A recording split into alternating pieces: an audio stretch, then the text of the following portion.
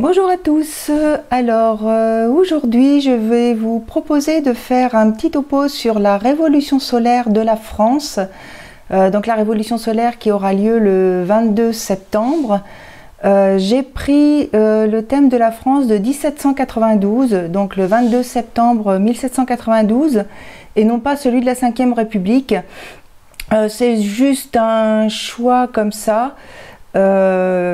Vous-même, vous avez votre date de naissance, vous pouvez évoluer, avoir plusieurs étapes dans votre vie, mais on revient toujours au thème natal premier. Bon, on aurait pu faire Clovis, hein, mais on ne va pas aller jusque-là. Donc, le thème de 1792, et eh bien, ça va être, je pense, un gros morceau. Je vais essayer de faire les transits après sur les 6 premiers mois pour voir réellement ce qui se passe en France. Allez-y, on attaque. Donc voici à l'écran le thème de la République française du 22 septembre 1792 à 9h18, 9h09 temps universel. Alors je vais commencer par regarder pour la révolution solaire en fait l'ascendant de profection. Où est-ce qu'il se trouve? Donc l'ascendant de profection, on va dans les directions, on regarde le thème de profection. Superposé de niveaux, ok, et donc voilà l'ascendant de profection qui tombe donc à 3 degrés du Sagittaire. Donc cette année sera soumise à Jupiter. Donc il faudra regarder effectivement tout ce qui concerne Jupiter et éventuellement là la maison 2, la maison des finances. On retient donc pour la profection qu'il est l'ascendant en Sagittaire avec Jupiter comme maître. Je vais regarder également les directions secondaires. Donc je vais me mettre au 22 septembre pour les transits, voilà. Et là je vais faire direction secondaire, ok. Donc là, au niveau des directions secondaires, l'ascendant est là à 29 degrés du Cancer, donc soumis à la Lune. Et donc la Lune aura son importance cette année. Et je rappelle qu'en mondial, la Lune, eh bien, c'est le peuple. Ce qui peut sauter également aux yeux dans ces directions secondaires, c'est la Lune conjointe à Saturne, conjointe à la pointe de 7, qui montre bien que le peuple est contraint. Et également, nous avons le Soleil conjoint à Mars en 7. Je rappelle que la 7, ce sont les ennemis, les procès également. Il peut y avoir des procès contre l'État cette année. Le Soleil, c'est le pouvoir, et le pouvoir, là, il est plutôt agressif. On remarque également Uranus, en progression secondaire, qui est pile à 19 degrés sur le milieu de ciel de la France, qui elle-même était conjointe à Uranus lors du 22 septembre 1792. Donc là, on s'attend effectivement à des bouleversements au niveau du pouvoir. Autre chose notable, on voit là que Mercure est conjoint, donc 0 degré pile à Saturne, donc en 6, la maison 6, donc là tout début du Taureau, la maison 6 concerne bien sûr la santé, et elle est opposée à Jupiter, qui est conjoint à Neptune en 12 et en Scorpion. Donc il va y avoir de la communication sur notamment des restrictions, de l'exagération avec Jupiter là, et Neptune conjoint Jupiter, exagération et du mensonge. En Scorpion, donc on est bien manipulé. Mercure peut aussi désigner les jeunes soumis à de nouvelles pressions. Alors, on va maintenant regarder la révolution solaire. Révolution solaire, donc 2021, elle est là. Je ne vais pas la faire superposer, je vais la mettre juxtaposée à 2 fenêtres, voilà.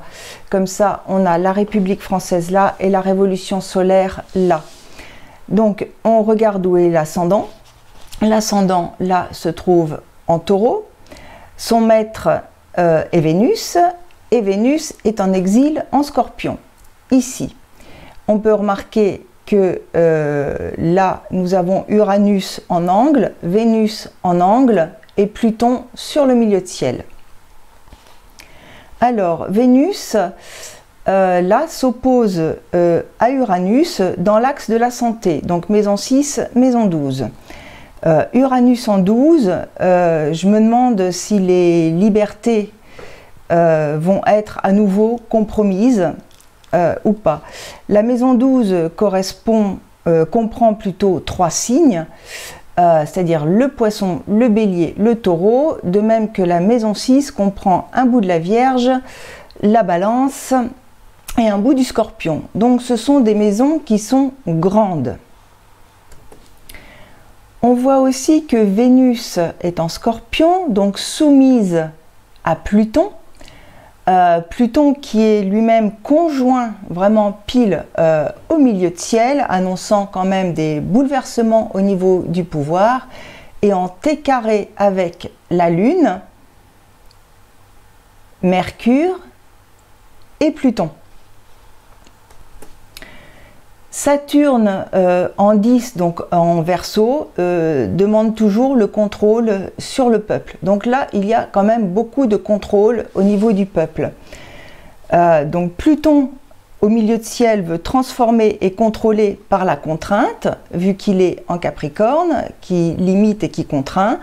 C'est aussi la force au niveau du pouvoir. Carré à la Lune, il contrôle et manipule. Le contrôle, c'est le sens de Pluton, ainsi que la manipulation. Donc carré à la Lune veut contrôler le peuple. Et Mercure, bah là, Mercure, c'est la communication et c'est la jeunesse.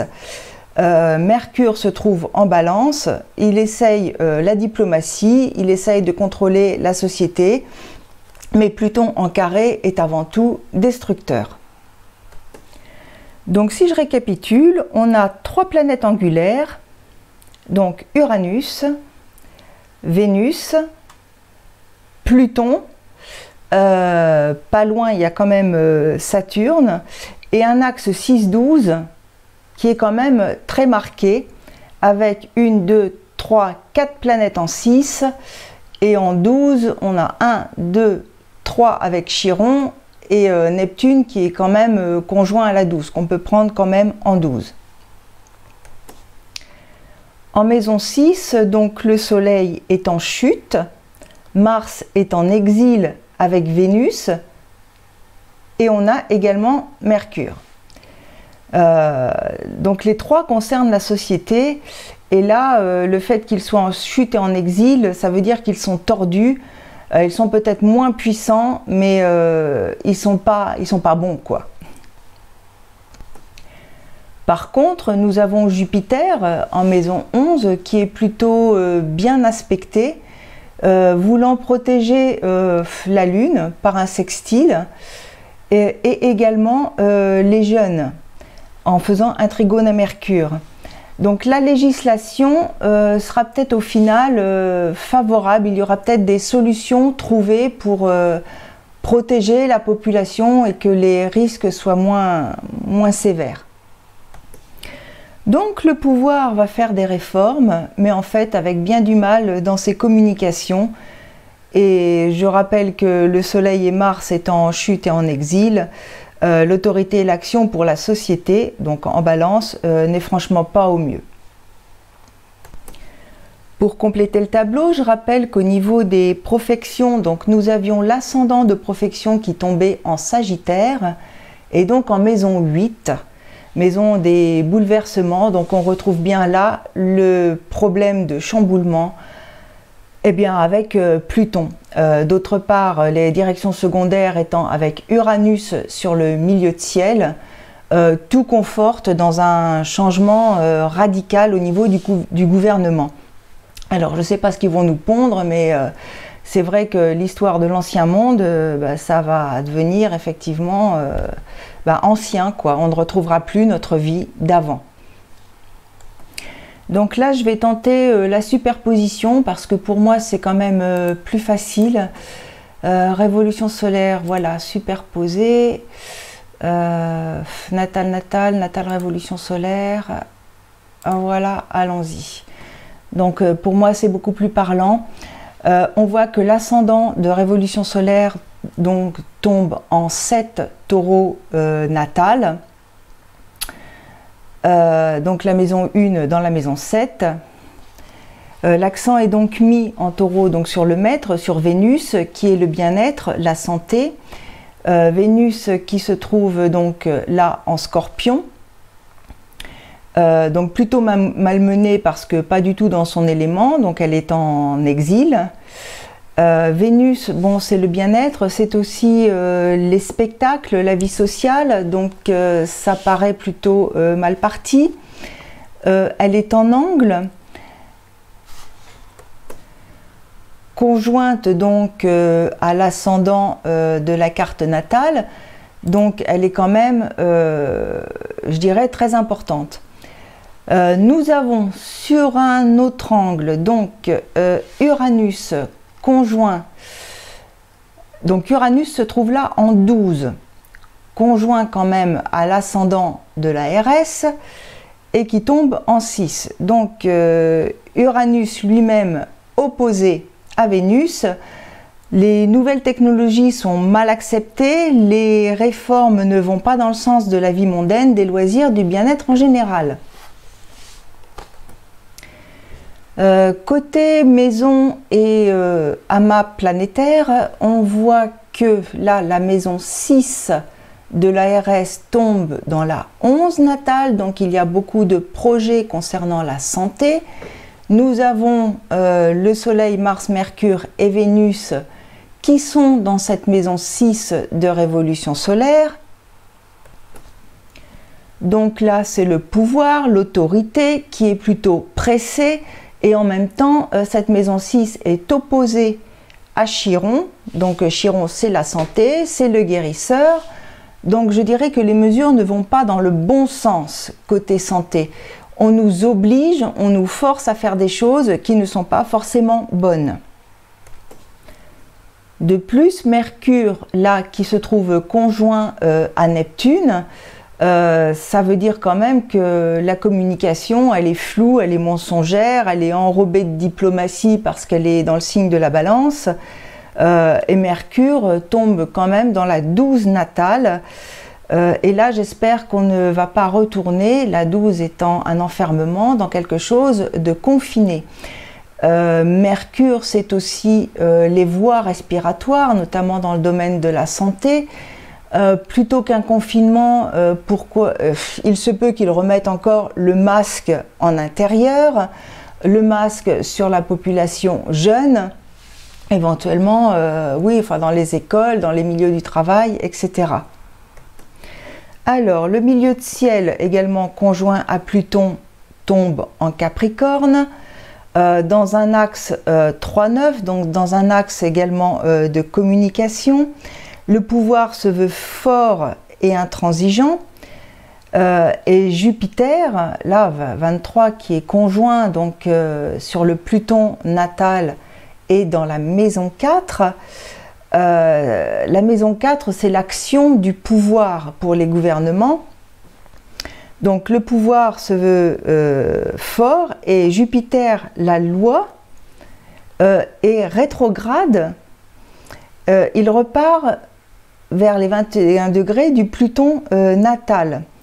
Il renvoie à l'opposition d'Uranus au milieu de ciel natal, ce qui veut dire qu'on veut faire le forcing pour de nouvelles choses, de nouvelles technologies, de nouvelles habitudes. Et Jupiter opposé à Uranus donne souvent un effet de surprise. Dans l'axe Verseau-Lion, c'est un peu le peuple contre l'autorité, le pouvoir, Uranus étant, oui, au milieu de ciel, je le rappelle. Si on veut regarder où en est le peuple, donc la Lune, elle est en 12, donc c'est le peuple qui est en 12, contraint, enfermé, et qui tombe également en maison 6, donc pour cause de santé.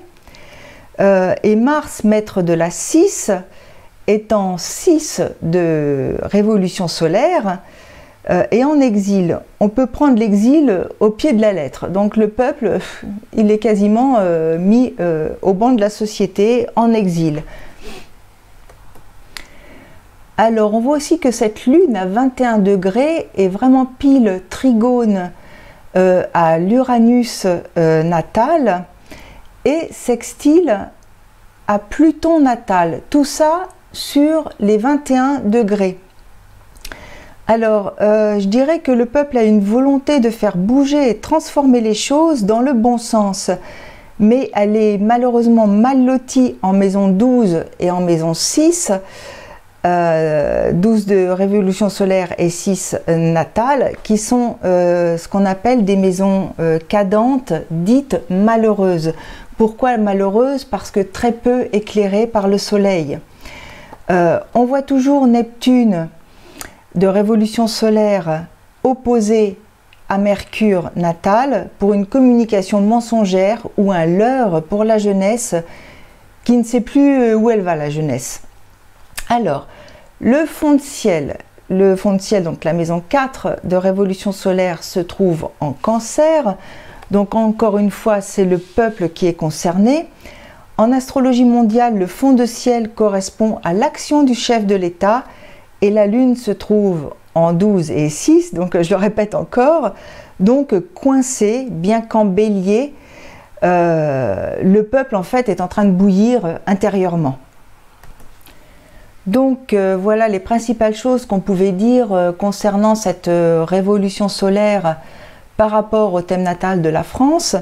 Donc si on veut pousser un petit peu plus loin, on va regarder les transits et ce qui se passe donc au niveau des transits. Voilà, j'enlève la révolution solaire, je mets les transits. Donc là on est au 22 septembre, on va pousser sur octobre, et je crois qu'au 20 octobre, nous arrivons, voilà, sur une pleine lune qui va se jouer, donc la pleine lune en bélier. Donc en bélier sous le signe de l'impulsion, de l'agressivité, et toujours avec cet axe 6-12. On n'en sort pas du 6-12, c'est vraiment des années contraintes, santé, la Lune donc soumise à Mars, et Mars qui se trouve en balance, en opposition. Mars est en exil en 12 et perd de sa puissance. Donc là encore, l'agressivité, elle est contenue. La Lune va aller à la conjonction là de Saturne en Taureau, qui est son lieu d'exaltation. Donc le peuple là vraiment il en peut plus et il a envie de sortir de ses gonds. Alors la Lune va également là arriver bientôt le lendemain, je dirais à la conjonction d'Uranus pour le samedi 23 octobre, où Mercure sera pile conjoint à Vénus, et il se peut qu'il y ait là encore des manifestations. Voilà, je vous ai mis là le 23 octobre où vous avez là Mercure conjoint à Vénus dans les projets, dans la balance, donc dans la société. Tout ça toujours opposé à Chiron. Donc tout ça concerne toujours la santé et le bien-être. Là, je pousse un petit peu les choses, donc je vais au 19 novembre 2021 avec une pleine lune en Taureau, à 27 degrés Taureau. Le Taureau, je rappelle que c'est le lieu d'exaltation de la Lune et que la Lune forme un T carré, donc avec bien sûr, c'est une pleine lune, l'opposition au Soleil. Et là, vous voyez les carrés à Pluton et même à Jupiter. Donc là, il y a vraiment un double T carré. C'est-à-dire que l'autorité, c'est-à-dire le Soleil, est opposé au peuple. Et Jupiter conjoint Pluton, c'est un gros contrôle au niveau des lois et une exagération en tous sens. On voit également là que le Soleil est conjoint au Mars natal, et donc ça peut donner vraiment une ambiance de révolte, une action précipitée. Surtout que le transit de... Excusez-moi. Voilà. Surtout que Mars, là, vous voyez, est opposé à Uranus. Vraiment pile. Donc ça fait vraiment là une ambiance hyper électrique. Donc ça, c'était la pleine lune du 19 novembre. Donc à retenir, parce que l'ambiance, là, je dirais, est quand même à la révolte avec quand même de l'agressivité et de la violence. Nous avons bien là Saturne chez lui qui essaye de retenir un peu certaines choses, mais il ne va pas retenir grand chose, parce que avant Saturne était carré à Uranus, donc Saturne retenait, Saturne étant en domicile, il tenait Uranus en laisse, mais là le carré est séparant, avant de revenir beaucoup plus tard direct, mais avec un carré séparant, la retenue là, elle est relâchée. Donc on est quasiment en roue libre avec des carrés, des T carrés. Les carrés, c'est quand même l'action, beaucoup plus qu'une opposition qui essaye des compromis. Le carré est quelque chose quand même de beaucoup plus violent. Bon, je ne vais pas faire non plus tous les transits. Là, je suis passée au 16 janvier 2022, où on remarque donc dans les transits mondiaux la conjonction de Pluton avec le Soleil en Capricorne. Donc moi, ça me fait penser à une énergie vraiment très puissante, et parfois, pourquoi pas, l'explosion d'un volcan. Le Capricorne, c'est la roche. Là, ça fait plutôt très explosion. Donc pourquoi pas un volcan. Surtout que Uranus également est dans un signe de terre.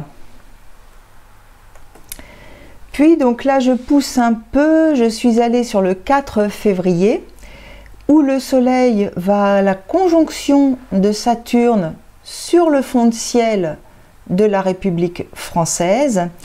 Nous voyons ici qu'il y a 4 planètes en Capricorne, dont Saturne est le maître, et le Soleil s'associe à Saturne.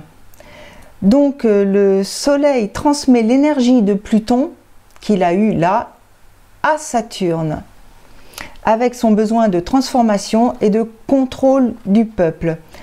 Saturne est revenu 15 et 10 là, et il est repassé au carré d'Uranus. Même si Uranus se sépare de Saturne en voulant se libérer des freins et avancer, le Soleil conjoint à Saturne et carré à Uranus, Saturne est renforcé, Jupiter est en sextile à Mars. Il peut aider dans une action positive pour la société vu qu'il est en Verseau. Et là je me reprends parce que Jupiter n'est pas en Verseau, Jupiter est en Poisson et Mars lui est au début du Capricorne, maison 2 et maison 4. Donc j'ai l'impression qu'il va encore y avoir de l'argent injecté au niveau des finances. Là aussi, Mars conjoint à Vénus, Vénus est aussi un significateur financier, plus petit que Jupiter, mais quand même. Donc même Vénus, je dirais, est en sextile à Jupiter. Donc il va y avoir encore des dépenses concernant la France, concernant le peuple. Je vais pousser un petit peu les choses en allant au 3 mars. Voilà, 3 mars, réaffiché. Wouhou, super.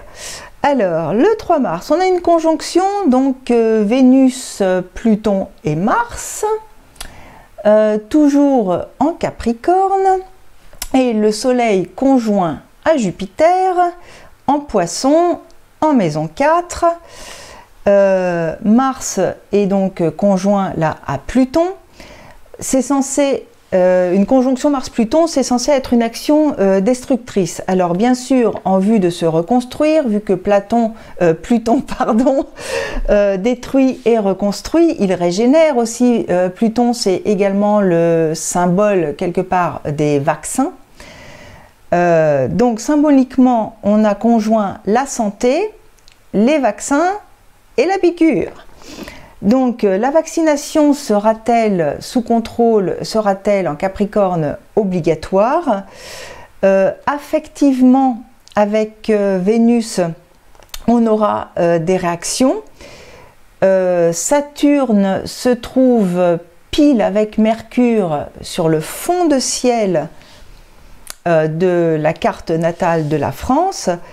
Donc tout ça, c'est le gouvernement qui communique, qui décide pour la jeunesse. Et là, vu les contraintes, je verrais bien, moi, une obligation vaccinale. Alors, cette conjonction sur Pluton, elle demande effectivement à faire table rase de ce qui est acquis, c'est-à-dire en Capricorne, et peut entraîner des conflits, et je dirais même, ça c'est mettre le feu aux poudres. Donc je dirais, ça craint. C'est donc ça au mois de mars, début mars, oui, ça craint. Alors, juste en mondial, quand même, on peut repérer ça, c'est-à-dire le Soleil conjoint à Jupiter, la Lune conjointe à Neptune, tout ça dans le signe du Poisson. Donc je dirais là, que d'eau, que d'eau. Ces 4 planètes sont considérées, je dirais, comme conjointes parce qu'elles sont dans le même signe. Pour moi, en mondial, ça peut annoncer des tsunamis, des inondations. Le Soleil met vraiment ce signe en lumière et avec une accentuation avec Jupiter. Jupiter qui fait un effet loupe. Il est dans son domicile, Neptune est dans son domicile, la Lune, vous savez ce que ça fait, c'est que d'eau pour les marées, etc. Ça peut grossir tout ça, donc là en plus, on sort d'une nouvelle Lune. Pour moi, là, ça va être un printemps vraiment pluvieux. Uranus est en signe de terre, on peut peut-être anticiper et se protéger d'une catastrophe. Parce qu'Uranus, là, est au sextile avec le Soleil et Jupiter. Donc un sextile, ça veut dire que c'est peut-être brusque, mais qu'on peut voir venir les choses. En fait, il faudra voir quand le Soleil, là, passera conjoint à Neptune vers le 14 mars 2022 et Jupiter conjoint à Neptune le 15 avril 2022. Je regarde ça. Le 15, voilà, avril, hop, réaffiché. Donc on arrive là avec Jupiter conjoint Neptune. Donc là, ça risque de faire des gros remous. Et en plus, on arrive conjoint au nœud sud de la France. Et le nœud sud, ça dissout. Donc là, je ne sais pas ce qui va se passer, mais pour moi, c'est pas bon du tout pour certaines régions en France. Il pourrait y avoir effectivement vraiment de grosses inondations. Le nœud sud est considéré comme étant maléfique, posant un tas de problèmes. Il est déjà en Poisson à l'époque, et là, ça va vraiment amplifier les choses. Politiquement, on peut aussi dire qu'on est vraiment dans le gros flou. Et en fait, donc là, je suis au 15 avril, mais je m'aperçois que les élections françaises, c'est à partir du 10 avril. Donc là, pour dissoudre quelque chose, on est bien, si je puis dire. Parce que la maison 5, donc en astrologie mondiale, c'est la haute société, ce sont les lieux de divertissement, ce sont les ambassades et ce sont également les écoles. Donc, je ne sais pas ce qui va se passer là au niveau des élections, mais il va se passer quelque chose, c'est sûr. D'autant plus que toujours au 15 avril, qu'est-ce qu'on s'aperçoit? On s'aperçoit que Mars, là, il rentre en Poisson. Et on sait que quand une planète change de signe, il se passe souvent quelque chose. Donc là, ça ressemble à une mèche mouillée, à un pétard mouillé, parce que Mars étant du feu, dans le Poisson étant de l'eau, il risque de perdre en agressivité. Tout comme il peut allumer quelque chose au niveau d'un signe d'eau, au niveau de ça. Donc on va voir, ça risque d'être peut-être agité ou explosif en France.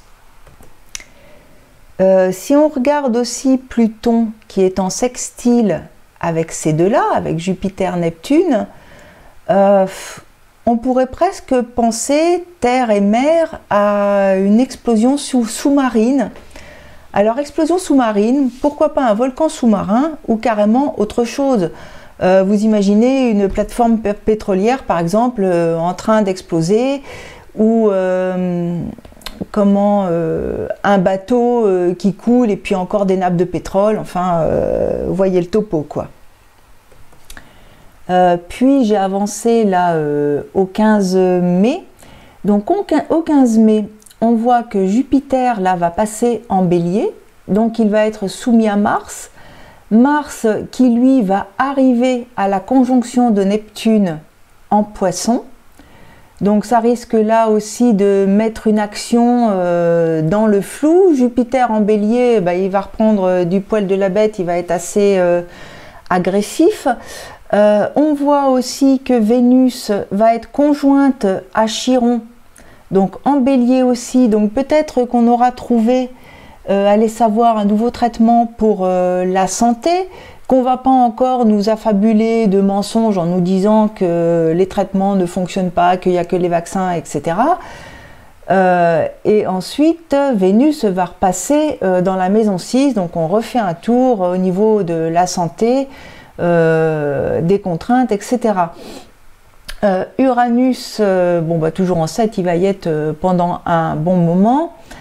15 degrés, donc là il ne fait pas vraiment ni d'opposition ni rien de spécial, donc on se retrouve un petit peu tranquille. Il est pas rétrograde, Saturne continue à avancer, donc il s'est séparé du carré à Uranus, donc les choses vont, je pense, risquent de s'assouplir, je pense. Bon, néanmoins, je me suis affiché mon petit tableau des aspects pour pas en oublier. Effectivement, nous avons le Soleil, donc l'autorité gouvernementale, qui est toujours opposé à Mars, donc qui essaye de faire des choses dans la précipitation, toujours. Conjoint au nœud nord, bon, c'est quand même par là qu'il faut aller. Il faut voir Vénus parce que c'est dans l'axe 7 et ascendant. Vénus, donc, elle arrive en 6, donc pour quand même faire des actions concernant le bien-être. Vénus est opposée à elle-même, donc ça essaye quand même de faire des compromis. Saturne est toujours opposé à l'Uranus natal, donc il y a vraiment du conservatisme qui dure, qui évite le changement, voilà, toujours Saturne conjoint à Pluton pendant un moment est opposé au progrès, donc c'est toujours j'avance, je freine, je recule, j'avance de 3 pas, je recule de 2 et on n'y arrive pas. On est vraiment dans une période de transition qui est très difficile. Les nouvelles générations, ce sera différent, ils auront vécu avec le masque, les vaccins, tout ça. Pour eux, ça fera comme les Chinois, ça leur paraîtra naturel, mais pour nous, c'est juste infernal, quoi. Après, nous avons donc Neptune également qui est trigone à Mars. Neptune, c'est aussi les médicaments, il y a là une action. Je pense que des nouveaux traitements peuvent être trouvés, mais toujours avec Saturne carré à Mars natal, il y a toujours un empêchement. Ça ne va pas assez vite et c'est empêché. Et pour un bon moment encore, nous avons Pluton là qui est carré Neptune au même degré.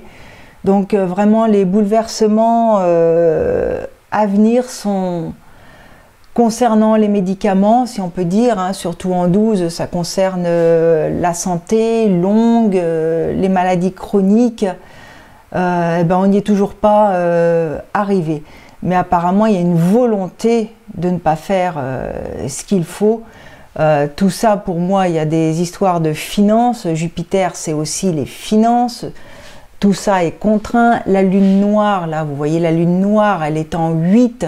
Donc, il y a vraiment une part d'inconnu pour ce qui est des renouvellements, des maladies.